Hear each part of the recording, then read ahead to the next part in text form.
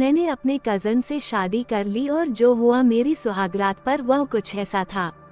मैंने हमेशा से ही ये बात सोची थी कि अरेंज मैरिज आखिर काम कैसे करती है। आप किसी अनजाने आदमी से शादी कर लेते हैं और अपनी वेडिंग नाइट पर किसी अजनबी के साथ बेड पर लेट जाते हैं और वह आपको दिल भर कर छूने की कोशिश करता है। ये जिंदगी का सबसे भयानक पल होता है या फिर ये केवल मुझे ही लग रहा है? मैं अपनी फ्रेंड नंदनी जितनी लकी नहीं हूँ, क्योंकि अभी हाल ही में उसकी शादी हुई है और उसके साथ वह सब कुछ हुआ जिसके बारे में मैंने सिर्फ ख्वाब देखे थे। कॉलेज में मैंने एक लड़के को चाहा था पर मेरी शादी मेरे कज़न भाई से कर दी गई। वह मेरी माँ के भाई का बेटा था। मैं एक साउथ इंडियन और काफी फन लविंग लड़की थी। मैंने अपने घर से दूर एक कॉलेज में एडमिशन लिया था। वहाँ मेरी मुलाकात अपने एक सीनियर दीपक से हुई। मैं जैसी भी थी वह मुझे वैसे ही सम्मान देता था। हम दोनों को एक दूसरे से प्यार हो गया। कॉलेज खत्म हुआ और मैंने अपनी लव स्टोरी माँ को बताई, लेकिन मेरी माँ के अपने अलग ही सपने देख रखे थे। मैंने जैसे ही कॉलेज खत्म किया उन्होंने मुझे शादी के लिए फोर्स करना शुरू कर दिया। मैंने शादी के लिए मना किया और अपने प्यार के बारे में उन्हें बताया। इतना बोलते ही मेरी माँ रोने लगी और बोली कि वो हमारी कास्ट का नहीं है। मैं अपना चेहरा अब अपने भाई को कैसे दिखाऊंगी? माँ ने कि खुद को मारने की जिद में और मेरी माँ के बीच में कई दिनों तक कहासुनी चलती रही। एक दिन अचानक से मेरी माँ ले चाकू लेकर अपनी कलाई काटने की जिद कर ली। मैं ये देखकर पागल हो गई और उन्हें मानने लगी। फिर कई दिनों तक मुझसे घर में किसी ने बात नहीं की। मैंने सोच लिया कि अब मेरे पास कोई ऑप्शन नहीं बचा है सिवाय अपने कजन के साथ शादी करने के। आखिर में क्या हुआ, मेरी माँ ने मुझे बताया कि शादी की सारी तैयारियां हो गई हैं और मुझे इस बात को एक्सेप्ट कर लेना चाहिए। मैंने अपने भाई से शादी कर ली। मुझे अब भी यकीन नहीं हो पा रहा था कि मेरा भाई अब मेरा पति बन चुका है।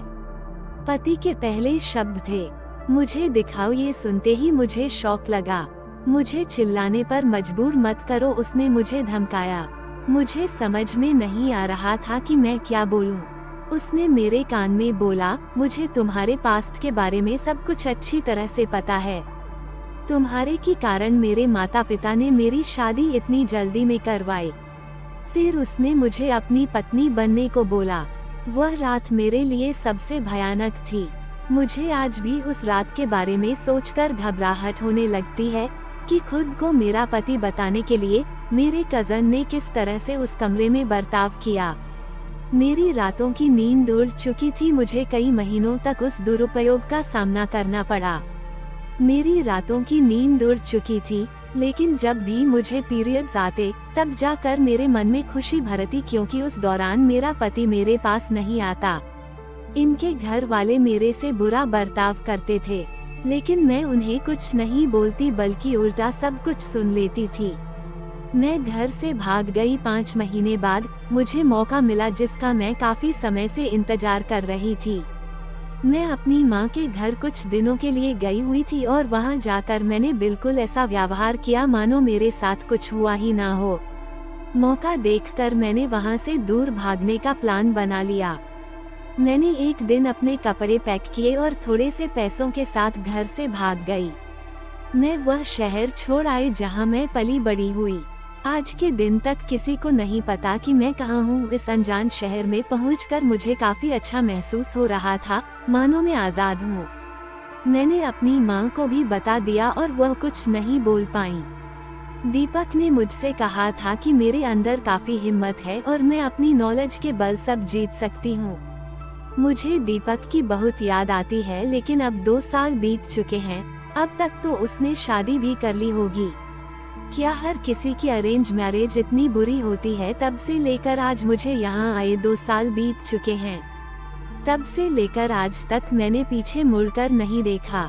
मैं जब भी अपनी सहेली नंदनी और उसके पति को देखती हूँ तब मुझे खुद की लाइफ सोचकर बड़ा बुरा सा लगता है। नंदनी एक खुशहाल महिला है।